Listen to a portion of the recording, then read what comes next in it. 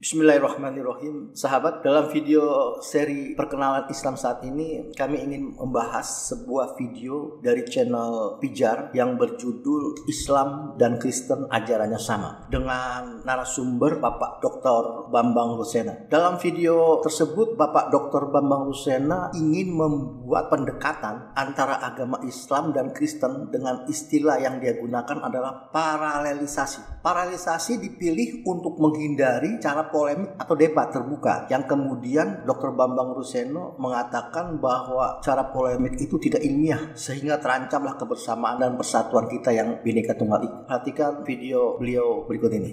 Program kali ini kita akan membahas tentang dari polemik ke paralelisasi. Polemik ini sebuah perdebatan untuk mencari menang atau kalah. Jadi artinya kalau pendekatannya polemik itu adalah bagaimana itu bukan semacam perbandingan tapi pertandingan agama. Karena orang mencari menangnya sendiri, biasanya tidak mencari kebenaran secara hakiki tetapi mencari pembenaran. Iya kan? Ini dalam diskusi-diskusi seperti ini menurut saya tidak ilmiah.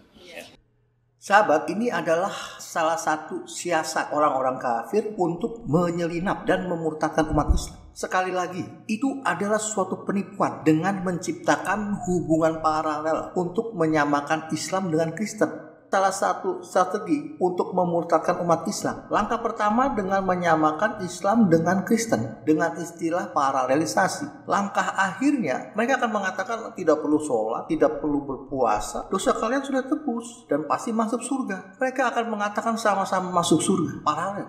Itu tujuan akhir penipuan mereka. Islam membuka dialog atau debat terbuka sejak zaman Nabi Muhammad hingga hari kiamat. Kenyataannya, cara dialog dan debat yang logis dan bernalar sehat sangat sulit dihadapi oleh para apologis pembela agama Kristen.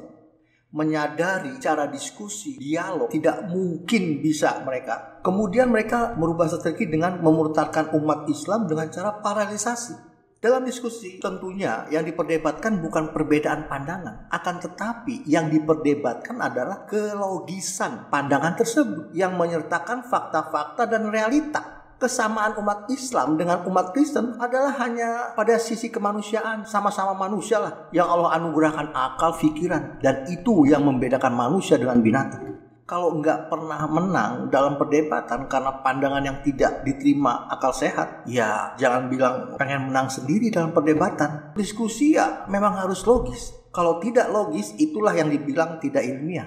Terminologi, pengertian, pemahaman, pemandangan setiap agama bisa berbeda dan pasti berbeda. Tetapi tidak boleh melanggar akal dan nalar sehat. Perhatikan juga cuplikan berikut ini. Agar kita menilai agama orang itu dari frame of reference agama yang bersangkutan, bukan dari frame of reference kita. Sebab menilai agama orang lain dari ukuran kita, itu adalah sumber kesalahpahaman yang saya kira tidak akan ada habis-habisnya. Apakah harus memandang dengan pandangan agama orang lain dari frame of reference agama orang tersebut untuk menghindari keributan? Walaupun harus melanggar akal dan nalar sehat, itu namanya mengajak gila bersama. Kita umat Islam tidak boleh ikut-ikutan gila. Namun kalau mereka kekeh dengan kegilaan itu, silakan saja gila sendiri.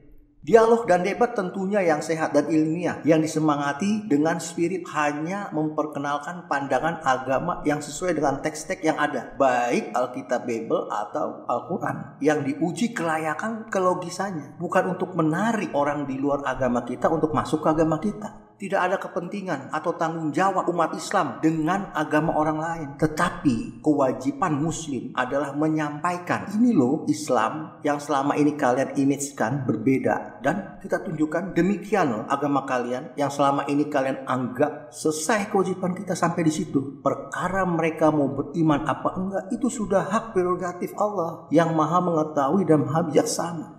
Perhatikan Al-Quran surat At-Tahrim ayat 1-11 yang artinya Allah membuat istri Nuh dan istri Lut sebagai perumpamaan bagi orang-orang kafir.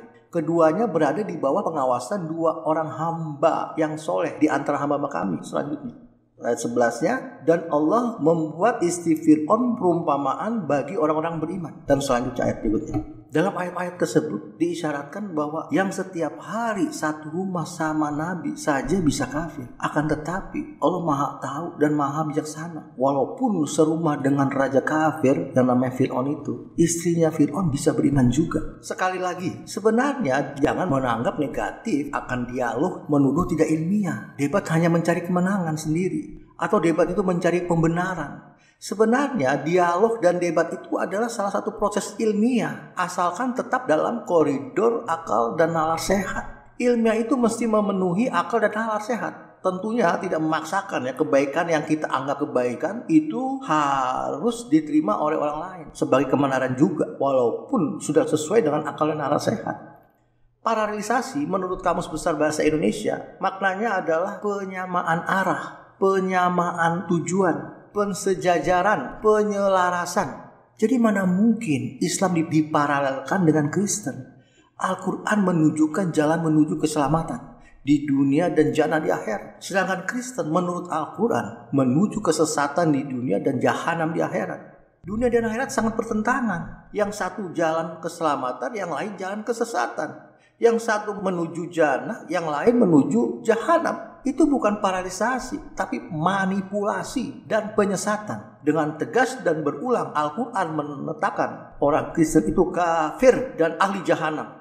Dalam video tersebut, Bapak Bambang Lucena memberi contoh pertama untuk paralelisasi Islam dengan Kristen, yaitu mengenai pemahaman tentang predikat Al-Masih. Itu nggak penting banget, perhatikan itu. Seperti istilah Al-Masih. Baik Islam maupun Kristen mengenal istilah Al-Masih. Istilah itu berasal dari bahasa Ibrani Ha-Masiyah. Bahasa Aramnya adalah Mesiha. Kemudian contoh kedua yang disampaikan Bapak Dr. Bambang Lucena adalah anak dari perawan Maria itu Yesus apa Isa namanya. Perhatikan list berikut ini. Yesus misalnya. Yesus itu nama Yunani. Yesus Kristus atau Yesus Kristus bahasa Latin. Kita sah-sah saja menggunakan kata itu karena apa? Pada zaman Yesus itu memang masyarakatnya multilingual, multicultural. Bagaimana kita menyebut Yesus itu adalah Isa? Ini proses korespondensi bunyi yang berjalan cukup lama. Kristen menyebut Yesus, sedangkan Al-Quran menyebut Isa. Nggak tuntas Dr. Bambang Lucena menjelaskan keseluruhan videonya. Namun mudahnya menurut kami anak perawan Maryam itu orang Yunani atau orang Israel.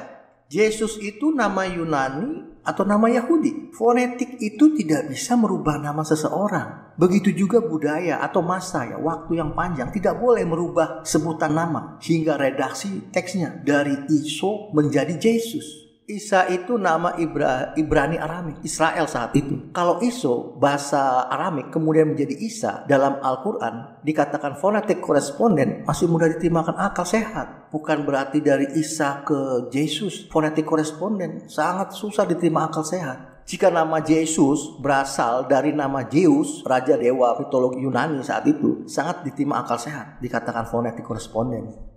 Atau nama Yesus adalah inskripsi atau pengkodean untuk nama Zeus, atau mungkin nama Yesus plesetan daripada nama Zeus. Seandainya orang yang disebut Yesus datang ke bumi ada di sekitar kita, terus kita panggil Yesus, pasti nggak bakal nengok, melengos dia karena dia merasa itu bukan namanya. Kasus berikut ada yang sangat berbahaya. Perhatikan cuplikan berikut ini. Di dalam salah satu teks Al-Quran, misalnya di dalam surat Al-Ma'idah 73 misalnya. Itu orang Kristen dianggap kafir. Laqad kafara alladziina qalu innallaha tsalitsu tsalatsa. Sungguh telah kafir orang yang mengatakan Allah itu ketiga dari yang tiga. Persoalannya, adakah iman Kristen rumusan teologis resmi kita yang mengatakan bahwa Tritunggal itu ketiga yang tiga? Tidak pernah ada. Tritunggal itu adalah ketiga yang esa. Ayat 73 surat Al-Ma'idah Al-Quran yang artinya, sungguh telah kafir orang yang mengatakan bahwa Allah adalah salah satu dari yang tiga. Tidak ada Tuhan selain Allah yang Maha Esa. Jika mereka tidak berhenti dari apa yang mereka katakan, maka pasti akan menimpa orang-orang yang kafir itu antara mereka suatu azab yang pedih. Dengan berkelit Bapak Dr. Bambang Suseno itu adalah bukan tiga dari yang satu, tapi ketiga dari yang tiga. Ayat 73 surat Al-Ma'idah itu sudah jelas merupakan pengkafiran untuk orang-orang Kristen oleh Al-Quran. Al-Quran surat An-Nisa ayat 171 yang artinya, wahai ahli kitab, jangan kamu melampaui batas dalam agamamu dan jangan kamu mengatakan terhadap Allah kecuali yang benar. Sesungguhnya Al-Masih Isa putra Maryam itu adalah utusan Allah dan kalimatnya yang disampaikannya kepada Maryam dan ruhnya. Maka berimanlah kamu kepada Allah dan Rasulnya. Jangan kamu mengatakan Tuhan itu tiga, berhentilah, lebih baik bagimu. Sesungguhnya Allah yang Maha Esa, Maha Suci Allah dari mempunyai anak. Segala yang ada di langit dan di bumi adalah kepunyaannya. Cukup Allah menjadi pemeliharanya. Bapak Dr. Bambang Ruseno menolak dikafirkan Al-Quran dengan ayat tersebut. Terus Bapak Dr. Bambang Ruseno menyinggung Alkitab Bible, memberikan kesucian terhadap kitab sucinya dengan alasan memparalelkan. Kitab suci itu tidak pernah berubah bunyi atau teksnya. Kalau penafsirannya, silakan setiap kepala menafsirkannya. Namun, kalau kitab suci yang enggak ada palsunya, karena memang enggak ada yang aslinya, beraneka teks dan bunyinya, jangankan dari 5.200 manuskrip, dari 2 kodek, 2 bendel, Kodek Sinaiticus dan Vaticanus tersebut terdapat 3.200 perbedaan. Ini fakta realita. Sedangkan fakta sejarahnya pun tidak bisa dipungkiri. Alkitab Bible saat ini melalui proses konsilisasi, melalui proses kanonisasi, melalui proses reformasi, dan melalui proses demitosisasi. Semua proses-proses itu merubah teks Alkitab Bible. Kesuciannya dari mana gitu loh. Predikat sucinya yang perlu digantikan mungkin dengan istilah kitab yang dihormati ya, atau diwibawakan agar dapat terima akal dan nalar sehat sehingga tidak merusak, merubah arti kata suci, bukan diparalelkan menjadi sama-sama suci. Suci itu artinya murni tanpa campuran unsur lain.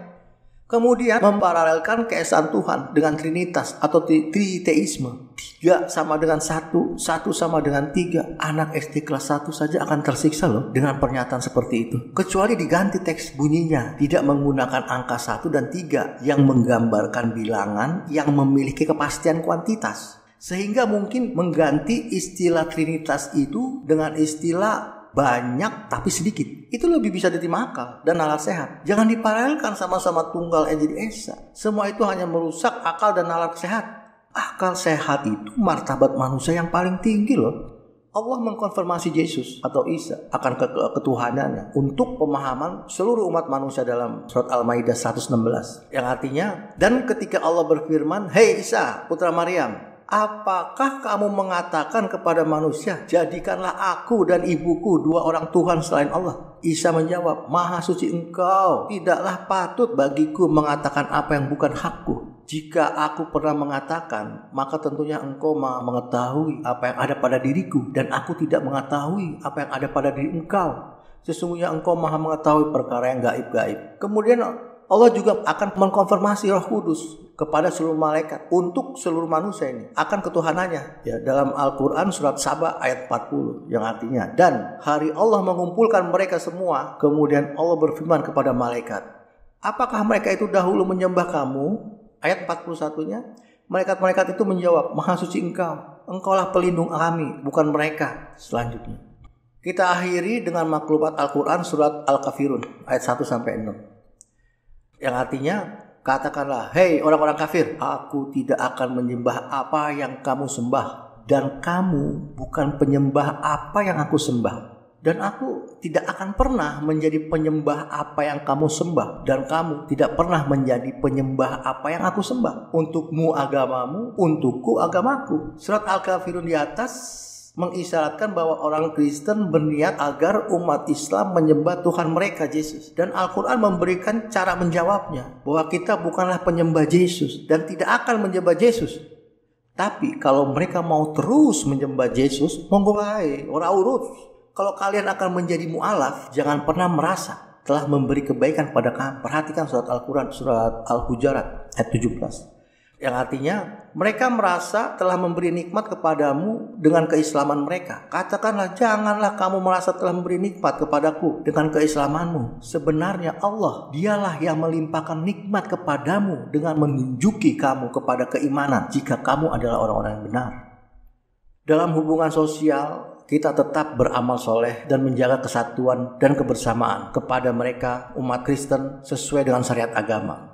Demikian video kami kali ini. Jika ada yang perlu dipertanyakan dan kita diskusikan, silakan di ruang komentar di bawah ini. Wabillahi taufiq wal hidayah. Walhamdulillahirabbil alamin.